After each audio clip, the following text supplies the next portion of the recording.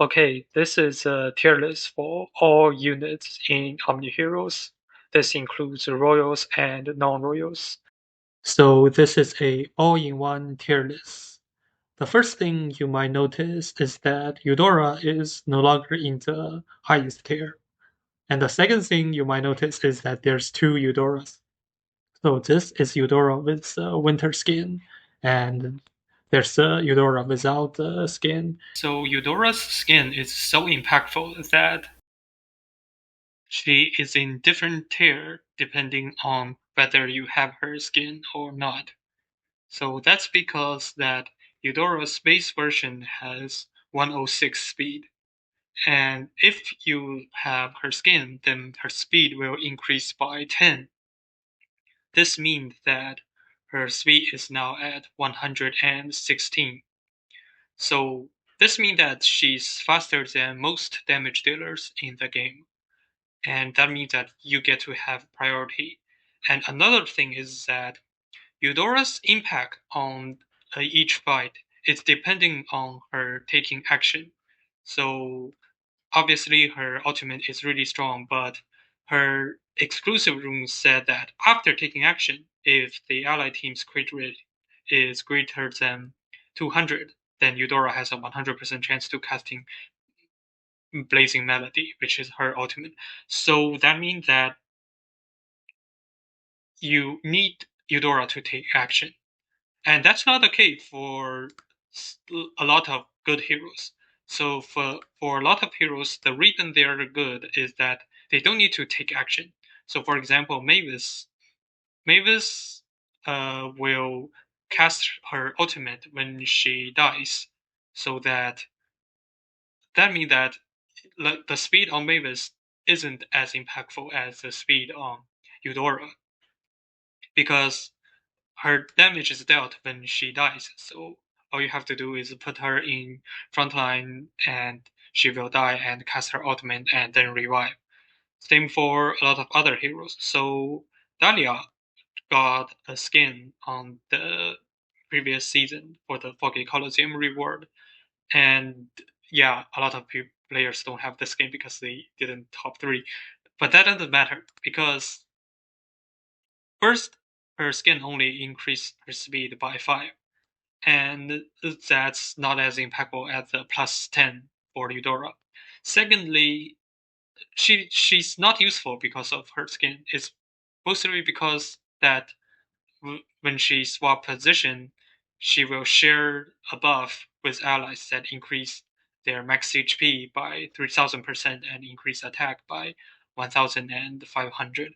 So that's the part that make her good, and that means that she doesn't need to be fast to be good. So yeah, that's the reason that Eudora is in different tier depending on whether you have the skin or not. And for the Hero Eudora in general, my suggestion is that if you already have a legacy Eudora like this one, then you she's still gonna be really good. So this Eudora is not bad. She's gonna do a lot of work and she's gonna be broken in PvP and PvE. But if you don't have Eudora, then I think investing in Eudora is not as efficient as if it's investing in other heroes in the SS tier and even in the S plus tier because these heroes are just better. And for Eudora, in order for her to be good, you need to have legendary exclusive room. It has to be legendary, otherwise it's not guaranteed that she will cast ultimate every action. And you will need to have her skin, and that's a lot of requirements. Whereas if you have like Dahlia, all you need is her at 7-star, and you're good to go. And she's just broken out. Same with Aphrodite. She's good at 7-star, and she's just starting to spam ultimate whenever a unit in your team dies. Ideally, you want her at 8-star to unlock all her synergy and to have her ultimate damage increase a little bit. But yeah, so all the other heroes, they are more efficient than Eudora. So Eudora is right now a pay to win purely pay to win heroes, because if you just have the budget to get one copy of a hero in the Oath Recall, then you it's better to get other hero. Also, she just removed from Oath Recall. Now I just ramble about not investing in Eudora, but technically she's discontinued.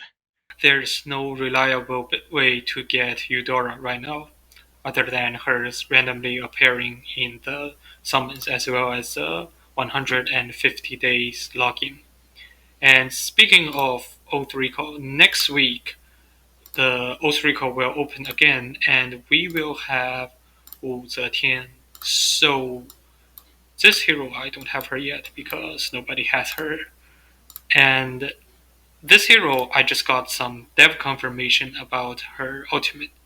When she charms an enemy, that enemies will take damage for our allies.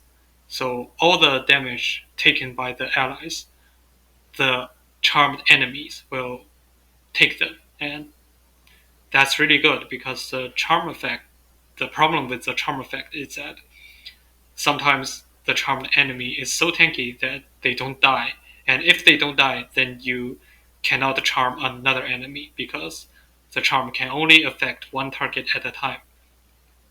So, but Wu Zetian's ability solve that problem because the charmed enemy will take damage for you.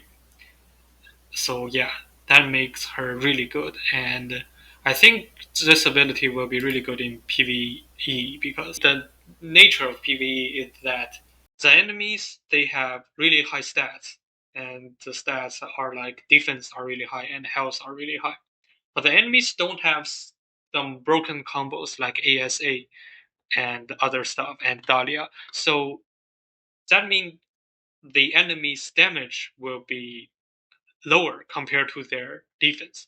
So Wu Zetian, if she has an ability to charm an enemy, PvE enemies, and that enemies with their high defensive stat will take damage for our team, and that can basically buy like infinite time for our team. Because even if that enemy dies, first you have one less enemy. Second, that probably buys her time to get her cast ultimate again. And there's a combo I have in mind where we have her and Aphrodite, because Aphrodite will charm an enemy whenever your units die. And now that I'm reading this, I think that doesn't work because it says target affected by phantom illusion from Wu Zetian grants all allies a protection effect. So yeah, so it's only from the Phantom Illusion that is from Wu Zetian herself. It's it's not effective for the charms by Aphrodite. So I guess Wu Zetian and Aphrodite will have anti synergy because when Aphrodite charms enemies, it's not affected by the ability of the Empress. So yeah, that's for this ability. And aside from this one, we also have the fact that she increasing damage boost and the damage reduction of your whole team, and she will also increase her own attack. So I think she's a really good hero. Hence, I'm putting her in SS tier. And the same for Aphrodite. Aphrodite is just everything that Nerissa wanted to be. So I was wrong about Nerissa before, and I think this time for sure that Aphrodite will be broken.